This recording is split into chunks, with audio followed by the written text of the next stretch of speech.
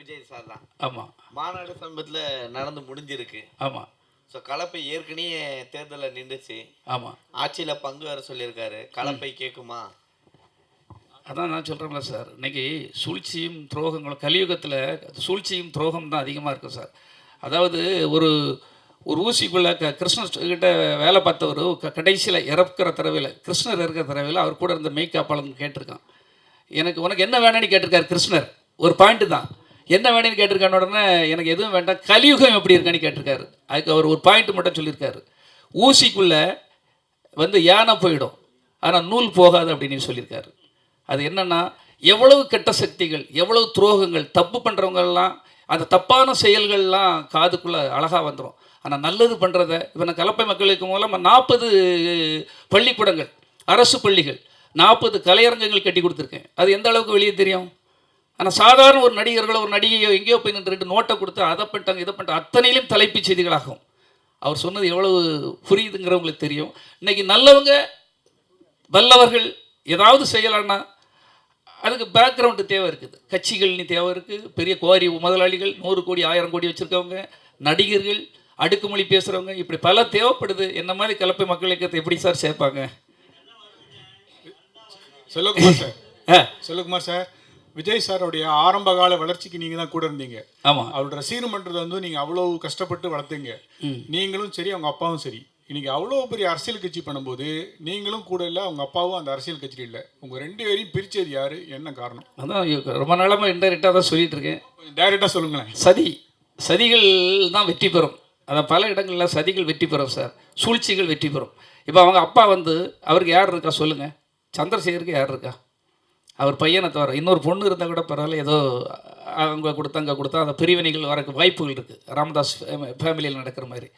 சந்திரசேகருக்கு என்ன பிரச்சனை? யாருமே இல்லை அவரை தவிர. ஆனால் அவர் இன்னைக்கு நெருங்க முடியாமல் இருக்குன்னா எப்படி ஒரு வளையம் அமைக்கப்பட்டிருக்கிறதுங்கிறது பத்திரிகையாளர் உங்களால் யூகிக்க முடியாதா? அப்போ நான் எப்படி, நானும் ஒரு கிள்ளைக்கிற மாதிரி உங்களை மாதிரி ஒரு ஆள், என்னுடைய சாமர்த்தியத்தாலும் சாதுரியத்தாலும் நான் அவ்வளோ ஈஸியாக அவ்வளோ அடங்கி போகிற ஆள் கிடையாது. அது மட்டும் உண்மை. நீங்கள் பாருங்கள், மிகப்பெரிய சக்திகள் செய்யாததெல்லாம் என்னுடைய காலத்துக்கு பிறகு அது பேசப்படும். அத்தனை கல்வெட்டுகள் அங்கே இருக்குது. அதுக்காக தான் நான் உயிரை கொடுத்து போராடிக்கிட்டு இருக்கேன். தர்மம் வெல்லுமா, நியாயம் வெல்லுமா, இல்லை துரோகங்கள் வெல்லுமா, கவர்ச்சி வெல்லுமா என்பது கடவுள் சொல்லட்டும். கடவுள்கிட்ட, பத்திரிகையாளர்கிட்ட, உங்கள்கிட்ட ஒப்படைச்சிடுறேன். என்ன சார் இந்த சூழ்ச்சிகள் இருக்குல்ல சார் உங்களுக்கு அப்படி இருக்குது, இப்படி இருக்கா, அது அப்படி இங்கே அப்படின்னு இப்படி ஒரு இதெல்லாம் இருக்கும்போது அது வருங்கிறத நம்ம எப்படி சொல்கிறது? காலங்கள் அதாவது நல்லவர்கள் கூட போய் சேரணும் சார், நல்லது சொல்லவங்க வேணும் சார். இப்போ நான் உதாரணத்துக்கு கேட்குறேன் சார், இவ்வளோக்குள்ள நீங்கள் கேட்குறனால கன்னியாகுமரி மாவட்டம், திருநெல்வேலி மாவட்டத்தில் என்னுடைய ஆளுமை சக்தியில் ஒரு தனிநபராக, அதாவது பெரிய கட்சியிலேருந்து எல்லாம் செய்திருக்கலாம், தனிநபராக இன்றைக்கி அவ்வளவு ஒரு பெரிய ஒரு படைகளையோ பெரிய ஒரு சக்தியையோ பெரிய நடுநிலையாளர்களை ஈர்ந்து வச்சிருக்கிறேன். அந்த என்னுடைய ஒரு செல்வாக்கு எந்த எம்ஜிஆர் எப்படி எதிரியாக இருந்தாலும் கூட இழுத்துக்கிடுவார், கலைஞர் எப்படி சாதுரியம், எதிரியாக இருந்தாலும் அவங்க கட்சிக்கு பலம் வேண்டும். ஒவ்வொரு மாவட்டத்தில் அங்கே காவலன் மாதிரி, ஊர் காவலன் மாதிரி வேணும். அப்போ ஏன் என் பேர் அங்கே அடிப்படாமல் இருக்குது? நான் கேட்குறேன், உங்ககிட்டே கேள்வி கேட்குறேன், நீங்களே எழுதுங்க, நீங்கள் தான் சொல்லணும். இப்போ ஒவ்வொரு ஊருத்துக்கும் அந்த இடத்துல வெற்றி பெறணுங்கிறதுன்னு ஒரு தலைவருக்கு எண்ணமாக இருக்கும். ஒரு சிஎம் ஆகணும்னா எல்லா இடத்துலையும் போய் ஜெயிக்கணும்.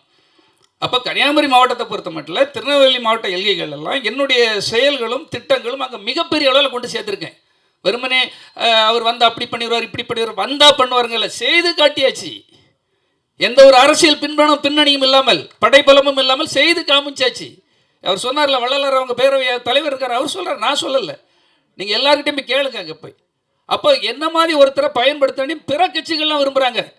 உங்களுக்கு ஒன்றும் புரிஞ்சுக்கிடுங்க, நான் யார்கிட்டையுமே பிடி கொடுக்கல. என் தலைவன், நான் வாழ்க்கையை ஒருத்தனுக்காக வாழ்ந்தேன், அவனுக்காகவே தியாகம் செய்தேன், அவருக்காகவே பார்த்துக்கிட்டு இருக்கிறேன். எல்லாத்தையும் கொடுக்கக்கூடாதுன்னு சொல்லல.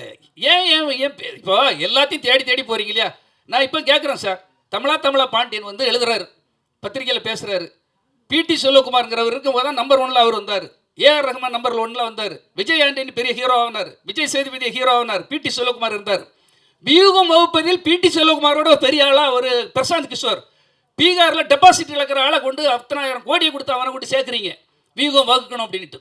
இந்த ஊரில் என் மண்ணின் புவியியல் அமைப்பு, கட்டமைப்பு, பேச்சாளர், எழுத்தாளர், பத்திரிகையாளர் என்னை விட அவர் சொல்கிறார் 10 மடங்கு சமம் அப்படின்னு. நீங்கள் வேணா எல்லாம் பேட்டிகளில் இருக்க அதை வேணா பாருங்கள். பிரசாந்த் கிஷோரோட 10 மடங்கு வீராதி வீரன், திறமையாளன் பிடி செல்வகுமார்னு பேசியிருக்காரு. உங்களுக்கு அது தெரியும் சார். செல்வகுமார் சார், அதே மேடையில் தான் அவர் சொல்லியிருக்காரு, திமுகவையும் பாஜகவையும் நாங்கள் வந்து எதிர்க்கிறோம் அப்படின்னு சொல்லிட்டு. டிவிகே விஜயை வந்து கலப்பை மக்கள் எதிர்க்குமோ ஒரு வேளை எலெக்ஷனில், தேர்தலில்? இல்லை, இந்த எதிர்க்கணிலாம் சொல்லலை சார். என்ன சார், எனக்கும் ஒரு தன்மானம் இருக்கலாம் சார். உங்களை சேர்க்கவே இல்லைன்ட்டாங்க, அப்போ ஆப்போசிட் தானே ஆகுவீங்க. அது காலத்தின் கட்டாயம் தான். நான் இன்னைக்கு வரை நான் இதுக்கு இல்லை. என் தலைவன், நான் அவரை நேசிக்கிறேன். விஜயை வந்து நான் வளர்த்து விட்டவனை எப்படி சார் நான் வந்து அவரை குறை சொல்லுவேன்? நான் அவரை வளர்த்து விட்டோம் சார். வீட்டுக்குள்ளே சாப்பிட்டவங்க, ஒரே குடும்பத்திலேருந்து குடும்பத்தை கடைசி வரை பிரிக்காமல் இருந்தவன். நான் இருக்கிறத ஏதாவது நெகட்டிவான நியூஸ் வந்துதா சொல்லுங்க பார்ப்போம். ஏன்னா அவர் மேடையிலேயே அதிமுக இல்லை, காணாமல் போயிடுச்சுன்னு சொல்லியிருக்காரு. அதிமுக தொண்டர்கள் வந்து இதுக்கு தான் ஓட்டு போட போகிறாங்க அப்படின்ற மறைமுகமாக வாங்க அப்படின்னு கூப்பிட்றாரு. ஸோ அப்படி இருக்கும்போது கலப்பை மக்கள் வந்து ஒருவேளை உள்ள சேர்க்கலை அப்படின்னா எதிர்த்து நிற்குமா? விஜயை பற்றி கிழிக்குமா தேர்தலில்?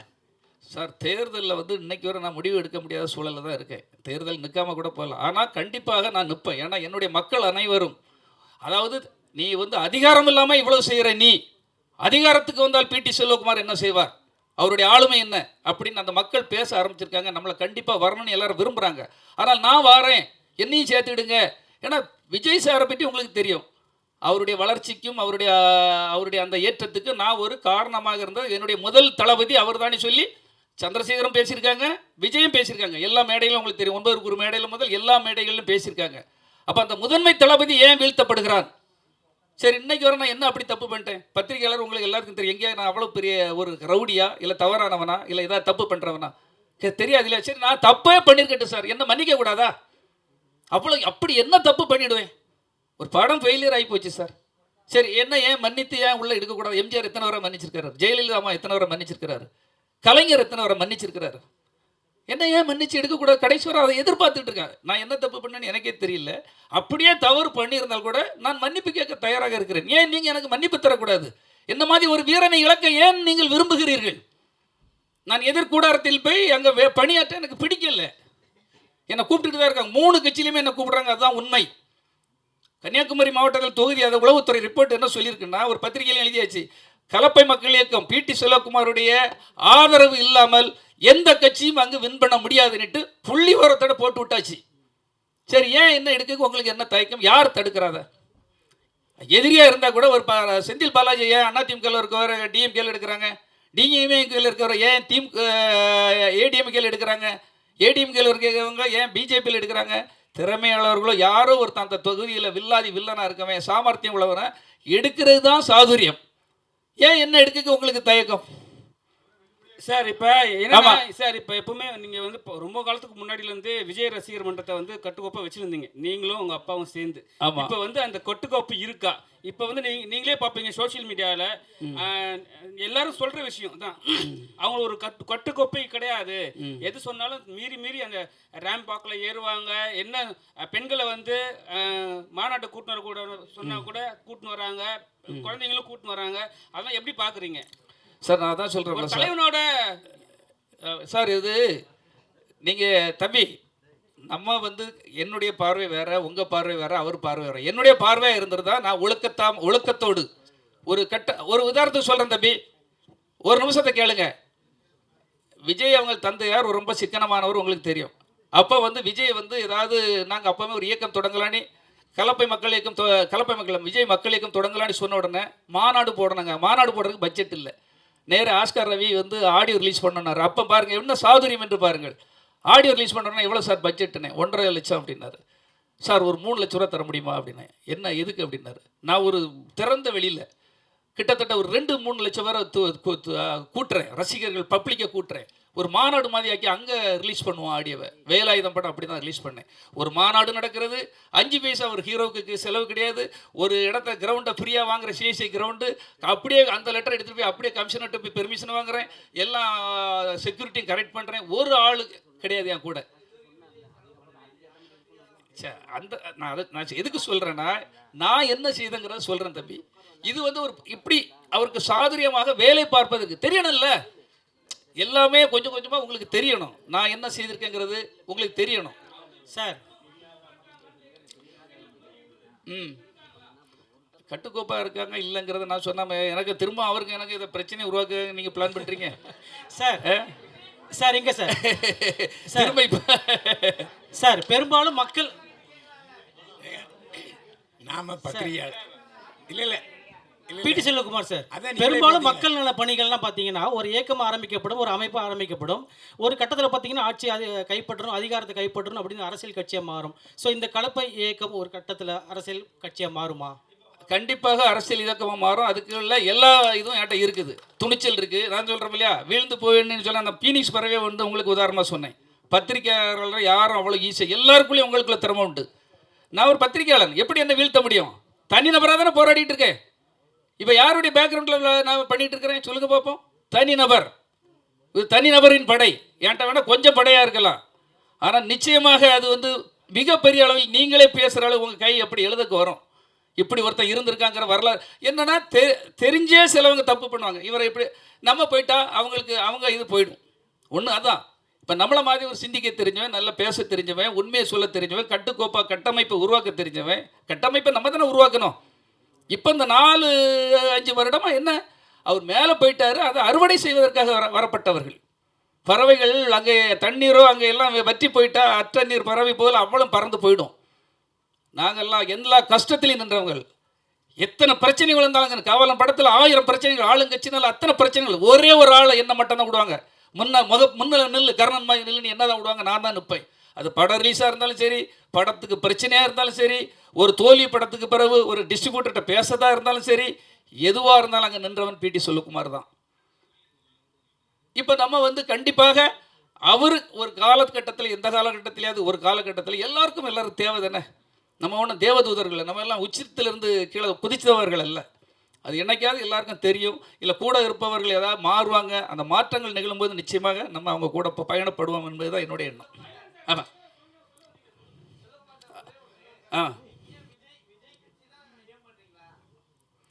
சார் நான் பலா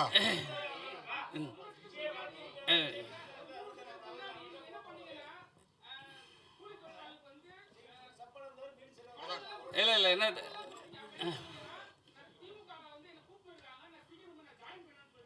சார் அடுத்த ஷோக்கு டைம் ஆச்சு சார். சரி, ஃபைனலாக ஒன்று சொல்லிடுறேன். ஃபைனலுக்கு கேட்டுருங்க. அதாவது எந்த காலமும் இதே போல் இருக்காது. இன்னைக்கு நிரந்தர எதிரிகளும் கிடையாது, நிரந்தர நண்பர்களும் கிடையாது, துரோகமும் கிடையாது, நட்பும் கிடையாது. என்னைக்காவது ஒரு நாள் நல்லது நடக்கும். நம்ம சேவை செய்கிறோம்.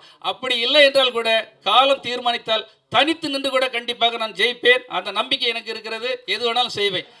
பைலான் சார் ஏதோ பேசணுங்கிறாங்க, பேசுவாங்க. அதாவது இங்கே இருக்கவங்களே செல்வகுமாரோட அதிகமாக தொடர்பு வச்சுருந்தவன் நான் தான். அதை யாரும் மறுக்க முடியாது. யாராவது எனக்கு சீனியர் இருக்காங்களா? அவரை பற்றி அணுவாக தெரிஞ்சவர் நான். அவர் வந்து எந்த பிரச்சனையை தொட்டாலும், எந்த தொழிலை தொட்டாலும் அது மேன்மையை அடையக்கூடியவர். ஜோசியை பற்றி நடத்தி தமிழ்நாட்டிலேயே லாபம் சம்பாதிச்சார் அவர் தான். இல்லைன்னு யாருக்காவது உங்களுக்கு தெரியுமா? அந்த மாதிரி நான் இப்போ உங்களுக்கு கேள்வி கேட்குறது என்னென்னா, நீங்கள் பத்திரிகையாளர், பத்திரிகை உரிமையாளர், நிருபர், PRO, production manager, production executive, தயாரிப்பாளர், இவ்வளவு பன்முகங்கள் கொண்ட உங்களுக்கு பிடிச்ச தொழில் எது? மனநிறையை தந்த தொழில் எது? அம்மா உங்கள்கிட்ட தான் கேட்குறேன். கடைசியில் யார்கிட்ட நான் அவங்ககிட்ட கேட்குறேன். இல்லை,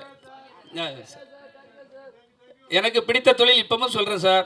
திரும்பவும் பத்திரிகை நிருபராக வந்து கேள்வி கேட்டு எனக்கு எழுத்து தான் ஆசை. ஆனால் சூழல் வந்து என்னை வந்து ப்ரொடியூசர் ஆகிட்டு டைரக்டர் ஆகிடுச்சு. இன்றைக்கி கலப்பை மக்கள் இயக்கம் மூலமாக எனக்கு சர்வீஸ் இயக்கம் வந்துடுச்சு. இயக்கம் மூலமாக நிறைய தொண்டாட்டிகிட்டு இருக்கேன். இது நல்ல மன திருப்தி இருக்குது. இவ்வளோ பேர் நீங்கள் வந்திருக்கீங்க. செல்வகுமார் வந்து எனக்கு முதல்ல ஒரு பத்திரிகையாளராகத்தான் தெரியும். அவர் என் படத்தில் ஒர்க் பண்ணல. செல்வகுமார் ஐ திங்க் நீங்கள் ஜெமினி சினிமாவில் முதல்ல இருந்தீங்கன்னு நினைக்கிறேன்ல. அவர் தவறாக சொல்லிட்டாருன்னு நினைக்கிறேன், பேசும் படம்னு சொல்லி. ஜெமினி சினிமாவில் செல்வகுமார் இருக்கும்போது என்னை பேட்டி காண வந்தார். அதுலேருந்து எனக்கும் அவருக்கும் நட்பு. நான் பூவே உனக்காக படம் நாகர்கோயில் எடுத்துகிட்டு இருக்கும்போது தான் அவருக்கு திருமணம் ஆச்சு. அப்போ விஜய் வந்து என்கிட்ட தயங்கி சார் இன்னைக்கு நைட் ஷூட் மட்டும் எனக்கு வேணாம் சார், நான் வந்து ஒரு நண்பர் ஒருத்தருடைய திருமணத்துக்கு போகணுன்னு நினைக்கிறேன் அப்படின்னாரு. சரிங்க போயிட்டு வாங்க அப்படின்னேன். அப்புறம் விஜயே எனக்கு சொன்னார், சார் அவர் உங்களையும் கூப்பிட்டு வர சொன்னார் அப்படின்னாரு. யாருங்க அவர்? உங்களுக்கும் எனக்கு வேண்டிய நண்பர் அப்படின்னு சொன்னால் பிடி செல்வகுமார். ஆமாங்க, எனக்கு ரொம்ப க்ளோஸ் ஃப்ரெண்டு, எனக்கு சொன்னார். நான் மெட்ராஸில் இருக்கும்போது எனக்கு இன்விடேஷன் கொடுத்தாரு. சாரி எனக்கு நைட் ஷூட் இருக்குது, அவர்கிட்ட சொல்லிடுங்க அப்படின்னு சொன்னேன். அதுக்கு என்னால் வர முடியல. ஆனாலும் கூட கிட்டத்தட்ட ஒரு 20-25 ஆண்டுகள் கழித்து அவருடைய மகளுடைய திருமணத்துக்கு நான் போனேன். அது எனக்கு ஒரு நல்ல ஒரு சந்தோஷமான ஒரு தருணமாக இருந்தது. நான் வந்து அதுக்கப்புறம் நான் பார்த்த அந்த செல்வகுமார் வந்து பத்திரிகையாளராக இருந்து அப்புறம் வந்து தயாரிப்பாளராக வந்து மாறி நிறைய பெரிய பெரிய படங்கள், அதுவும் இன்னைக்கு வந்து விஜயை வச்சு புலி மாதிரி ஒரு பிரம்மாண்டமான படம் எடுக்க முடியுமா அப்படின்னு சொன்னால் அது எல்லாராலையும் சாத்தியம் இல்லை. அது வந்து பிடி செல்வகுமார் சாத்தியப்படுத்தியிருக்கிறாரு. அவர் ஒரு படம் இயக்கியிருக்கிறார் 9ல் குருன்னு சொல்லி ஒரு படத்தை, அதுவும் நான் பார்த்தேன். இந்த டாக்டரேட் பட்டம் வந்து நான் நினச்சேன், அது நிறைய பேருக்கு டாக்டரேட் பட்டம் கொடுத்துருக்காங்க, எனக்கு கூட கொடுத்துருக்காங்க, நான் சொல்லிக்கிறதே இல்லை.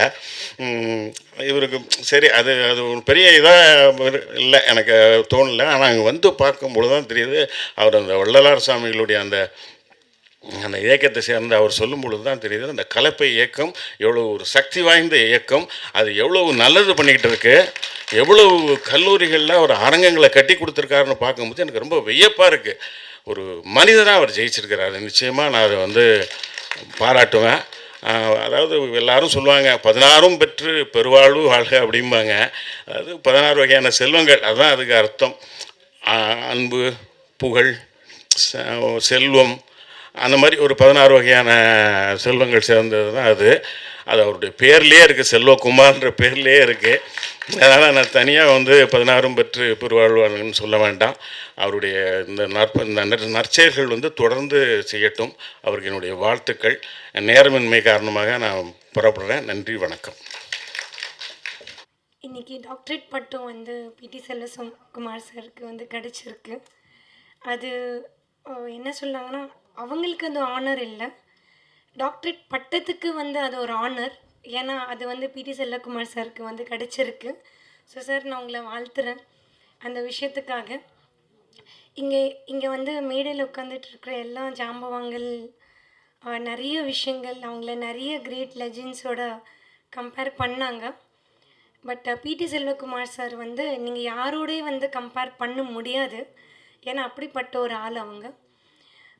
என்னென்னா, நாங்கள் இண்டஸ்ட்ரியில் வரும்போது ஒரு எக்ஸாம்பிள் வந்து செட் பண்ணுவாங்க தெரியுமா. நம்ம பிறந்ததுக்கு முன்னாடியே வந்து நிறைய லெஜெண்ட்ஸ் வந்து இருந்திருப்பாங்க.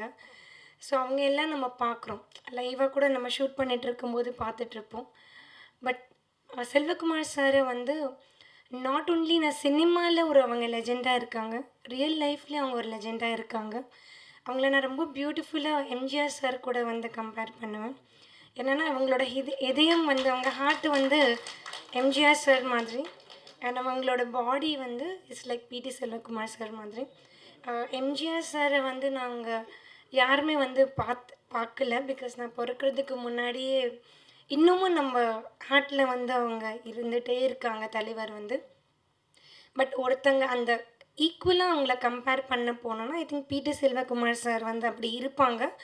அண்ட் சார், மற்ற யாருமே வந்து உங்களை கம்பேர் பண்ண முடியாது. மற்ற எந்த டைரக்டர் இருக்கட்டும், ப்ரொடியூசர் இருக்கட்டும், எந்த இப்போ இருக்கிற பொலிட்டிக்கல் லீடரோட கூட நம்ம கம்பேர் பண்ண முடியாது. ஏன்னா அவ்வளோ rarest of rare person. I think நம்ம மட்டும் இல்லை, இன்றைக்கி 125 மூவிஸ் வந்து அவங்க ரிலீஸ் பண்ணியிருக்காங்க. ஸோ இண்டஸ்ட்ரிக்கு வந்து அது எவ்வளோ பெரிய ஒரு யூனோ சப்போர்ட்டாக இருக்க போகுது. ஸோ எப்போவுமே வந்து ஒரு மணி, பவர் இல்லை பொசிஷன்ஸ் ஒரு ஆளுக்கிட்ட எப்போவுமே இருந்ததுன்னா, ஒரு மனிதன்கிட்ட எப்போவுமே இருந்ததுன்னா, அது நான் மட்டும் யூஸ் பண்ணணும்னு மட்டும் வைக்காமல், நான் என்னோட பொசிஷனோ என்னோடய பவர் வந்து மற்றவங்களுக்கு வந்து அது உதவியாக இருக்கிற பர்சன் மட்டும் தான் ஒரு கிரேட் லீடராக வந்து இருக்க முடியும். ஸோ நாங்கள் நிறைய ஈவன் கொரோனா டைம் இருக்கட்டும், நிறைய கோவிட் டைமில் பார்க்கும்போது நிறைய பேருக்கு அவங்க உயிருக்கு கூட அவங்க பயப்படாமல் எவ்வளோ ஏழை பீப்புளுக்கு போயிட்டு அவங்க உதவி பண்ணியிருந்தாங்க. ஸோ சார், இந்த டாக்டரேட் பட்டம் வந்து டாக்டரேட் பட்டம் வாங்குறதுக்கு மட்டும் இல்லை, டாக்டரேட் பட்டத்துக்கே நீங்கள் வந்து ஒரு அழகு சேர்த்துருக்கீங்க. ஸோ என்னோடய வாழ்த்துக்கள். உங்களை வாழ்த்துற அளவுக்கு எனக்கு அவ்வளோ எக்ஸ்பீரியன்ஸ் இல்லை சார். உங்களுக்கு நிறைய ஸ்ட்ரென்த்தும் நிறைய பலம் உங்களுக்கு இன்னும் கடவுள் வந்து கொடுக்கணும். So thank you so much. எல்லாருக்கும் வணக்கம். இது வந்து பாராட்டு விழான்னு சொல்கிறத விட நன்றி தெரிவிக்கும் விழாவாக நான் எடுத்துக்கிறேன் அதை. ஏன்னா ஒரு ஃப்ளாஷ்பேக் இருக்குது. இந்த பிஆர்ஓங்கன்றது சாதாரணவங்க இல்லை, ஒன்றுமே இல்லாதவங்களுக்கு கூட பெரிய அளவில் ஒரு ஃபீல் பண்ணி கொடுத்துருவாங்க. அதுக்கு இங்கே ஒருத்தர் இருக்கார், சித்ராமணியன் இருக்கார். நான் ஒரு பாடல் போட்டேன், கண்ணின் மணி கண்ணின் மணி கதை கேளம்மான்னு ஒரு பாடல் சித்தி சீரியலுக்கு போட்டேன். அதுக்கு அவர் ரைட்டப் என்ன கொடுத்தாருன்னா, என்னை ஃபோட்டோலாம் எடுத்து என்ன என் மிஸ்ஸஸ் என் குழந்தைங்கள்லாம் வச்சு என் ஸ்டுடியோவில் எடுத்துட்டு, சினிமாவில் கூட இப்படிப்பட்ட பாடல் வரவில்லை என்று இவர் எனக்கு ஒரு சர்டிஃபிகேட் கொடுத்தார். நான் சாதாரண ஒரு டிவி சீரியலுக்காக பண்ண இசையை உலகம் அறிய அளவுக்கு அந்த குமுதத்தில் எனக்கு வந்து போட்டு கொடுத்தாரு அண்ணன். அது வந்து நன்றி தெரிவிக்கிறேன். அது இந்த விழா வந்து நன்றி தெரிவிக்கிறேன். அதே மாதிரி பிடி செல்வகுமாருக்கும் ஒரு நன்றி நான் தெரிவிக்கணும். மிடில் கிளாஸ் மாதம் எனக்கு முதல் படம், ரெண்டாவது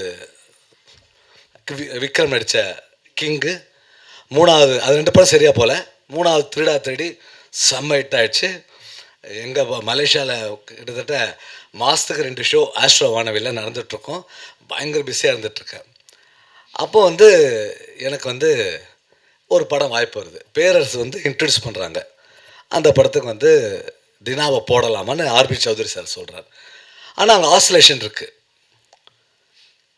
இவர் இப்போ தான் எட்டு கொடுத்தாரு, இவருக்கு அந்த வாய்ப்பு கொடுக்கலாமா இல்லை வேணாமா, இல்லை வேறு ஒருத்தவங்க பிஸி மியூசிக் டைரக்டர் கொடுத்துடலாமா, இல்லை பிஸ்னஸ் ஆகிற மியூசிக் டைரக்டர் கொடுத்துடலாமா, இவருக்கு அவ்வளோ வியாபாரம் இருக்குமா, இவரை போட்டால் விஜய் சார் நடிக்கிறாரு,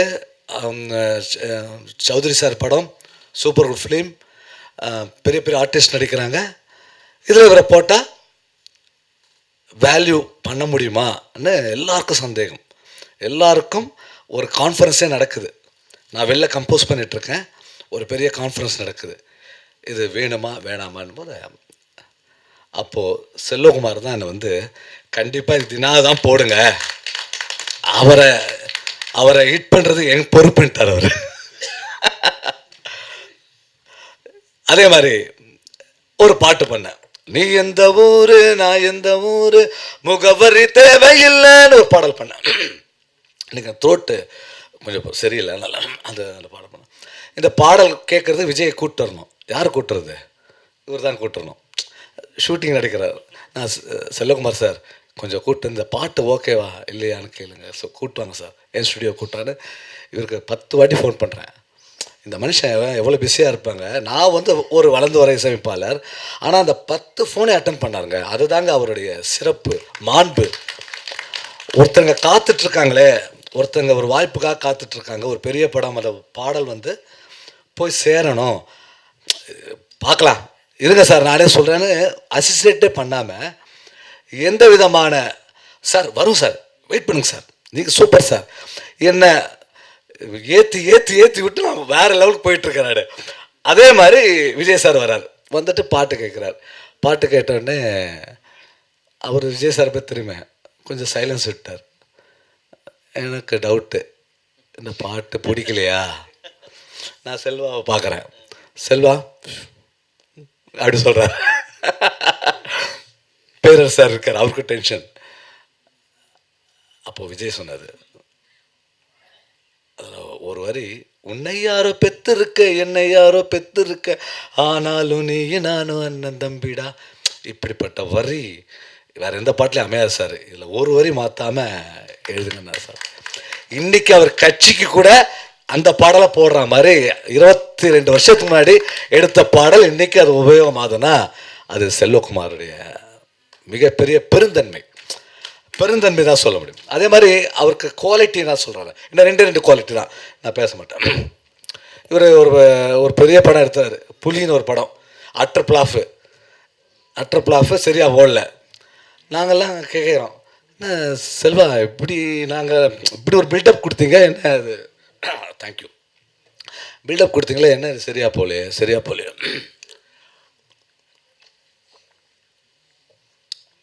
அப்போது எப்பேற்பட்ட ப்ரொடியூசர் என்ன பண்ணுவாங்க, ஒரு 10 நாளைக்கு ஃபோன் ஆஃப் பண்ணிவிடுவாங்க சார்.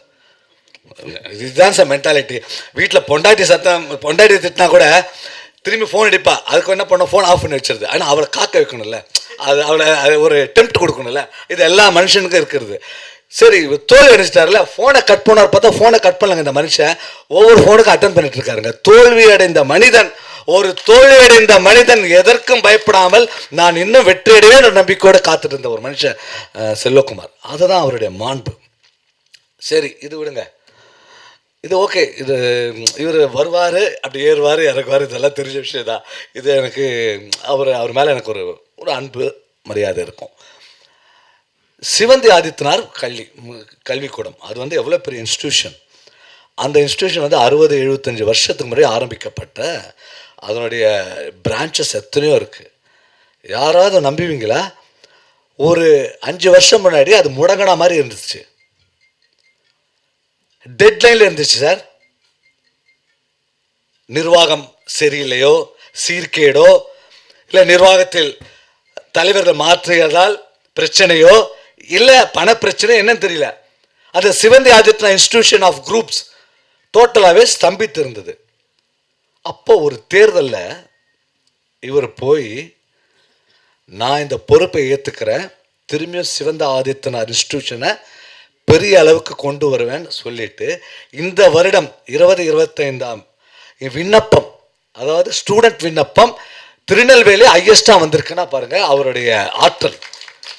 அதுக்கு ஒரு ட்ரிக் பண்ணார், எல்லா ஆர்டிஸ்டும் கூப்பிட்டு போயிட்டார், என்னையும் சேர்த்து கூப்பிட்டு போயிட்டார். நீ பாடு, நீ என்ன, உனக்கு என்ன ஹிட் பாட்டு, மன்மதராசா நீ பாடு, என்ன நமிதா என்ன ஹிட் பாட்டு நீங்கள் ஆடுங்க, விஷால் என்ன நீங்கள் ஆடுங்க. இந்த மாதிரி மக்களை, திருநெல்வேலி மக்களையே கவர்ந்து, நான் ஒரு 2000, இவர் என்ன செல்வா வேறு இங்கே வர கொஞ்சம் பேக்கு இங்கே வர படம் பண்ணாமல் வர போயிட்டாரா 10 வருஷமா 5 வருஷமா. சரி, இவர் வேறு எதுவும் மாற்றினார். போய் பார்த்தா படத்தை விட இன்னும் மரியாதையுள்ள ஒரு மக்கள் சந்திப்பு சார். 25,000 பேர் என்னை ஏர்போர்ட்டில் அந்த கூட்டத்தில் என்னை கூப்பிட்டு போகிறார் சார்.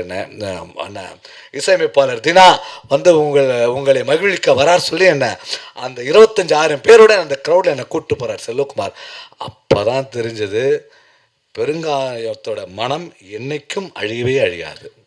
இவருடைய எவ்வளோ காயம் பட்டாலும் இவர் ஒரு பெரிய பெருங்காயம் தான். இவர் பெருங்காயம் பட்டாலும் இவருடைய வாசனையும், இவருடைய புகழும், இவருடைய அன்பும் என்றைக்கும் இருக்கும், மக்கள்கிட்ட இருக்கும். அதுதான் நான் தெரிஞ்சிட்டேன். ஸோ ஃபினால் ஒன்று சொல்கிறேன், இவருக்கு டாக்டரேட் பட்டம் கிடைத்தது இவருக்கு பெருமை இல்லை, டாக்டரேட்டுக்கு பெருமை என்று நான் சொல்லிக்கொள்கிறேன். மேலும் நிறைய என் விஷயம் தான் ஷேர் பண்ணேன், அவர் விஷயத்த நிறைய பேர் அவரே சொல்லுவார் போல இருக்குது. எனக்கும் கொஞ்சம் வேறு வேலை இருக்குது. இந்த நிகழ்ச்சிக்கு வந்தது எனக்கு ரொம்ப சந்தோஷமாக இருக்குது. சித்ராவண்ணனை பார்த்தது எனக்கு ரொம்ப ரொம்ப சந்தோஷம். அந்த ஆர்டிக்கல் இன்னும் என்னால் மறக்க முடியாது. நீங்கள் கூட பாருங்கள், குமுதம் ஆர்டிக்கல் இருக்கும், என்னுடைய ஃபஸ்ட்டு எனக்கு கொடுத்துருப்பார். அவருக்கு வாழ்த்துக்கள். எல்லா பிஆர்ஓ என்ன நீங்கள் இவ்வளோ தூரம் கொண்டு வந்தீங்க, தினான்ற ஒரு மியூசிக் டேரக்டரை இந்த அளவுக்கு வேர்ல்டு வைடாக கொண்டு வந்து இன்னைய வரைக்கும் நான் ராஜா மாதிரி, இந்த மன்மத ராஜா மாதிரி நான் இருந்துகிட்ருக்கேன்னா அது உங்களால் மட்டுமே என்று சொல்லிக்கொண்டு விடைபெறுகிறேன். நன்றி, வணக்கம்.